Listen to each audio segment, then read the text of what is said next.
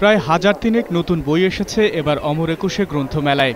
বেশিরভাগই কবিতার, এর মধ্যে প্রায় 80%ই নতুনদের লেখা। লেখালেখির চর্চা আছে এমন লেখকের সংখ্যা কম, তাই অনেকেরই দাবি ভালো লেখা প্রকাশের আগে সামাজিক যোগাযোগ মাধ্যমেই সে লেখার জনপ্রিয়তা যাচাই হচ্ছে। আমরা কিন্তু আগে লিখলে একে পড়ানোর চেষ্টা করতাম, ওকে পড়ানোর চেষ্টা করতাম। এখন যেটা হয়েছে কি যে আমি লেখার পরে যদি আমি ওটা ফেসবুকে পোস্ট করি তাহলে এমনি অনেক পাঠক দেখছেন সেটা, এবং সেটা তাদের মন্তব্য দিচ্ছেন, ভালো হলে বলছেন, খারাপ হলেও বলছেন। পাঠকদেরও মিশ্র প্রতিক্রিয়া।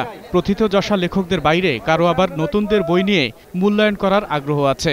আনকোরা লেখকদের যদি ব্যক্তিগত পরিচয় থাকে তখন সে ব্যক্তিগত পরিচিতির জায়গা থেকে পড়ে আমরা একে অপরকে চিহ্নিত করি যে ওনার লেখার বইটা খুব চমৎকার, এভাবে করি। নতুন লেখকদের আরেকটু বেশি প্রাধান্য দেওয়া উচিত। কোনো রাইটারের বই ধরেন পড়ে একটু যদি মনে হয় যে হ্যাঁ সামনের দিকে একটু দেখলাম, দেখে যদি মনে হয় ইন্টারেস্টিং হতে পারে বা নতুন টাইপের কিছু, তাহলে হয়তো নিব। প্রকাশকদের অভিযোগ সব লেখা প্রকাশযোগ্য না। অনেক বই আসছে প্রকাশক ছাড়া, এগুলি কিন্তু প্রকাশিত হচ্ছে না, এগুলি মুদ্রণ হয়ে আসতেছে। আপনি প্রেসে গেলেন, মুদ্রণ করে তারা দিয়ে দিবে। এই বই এই বাংলাদেশের প্রকাশনা শিল্পের জন্য খুবই ক্ষতিকর।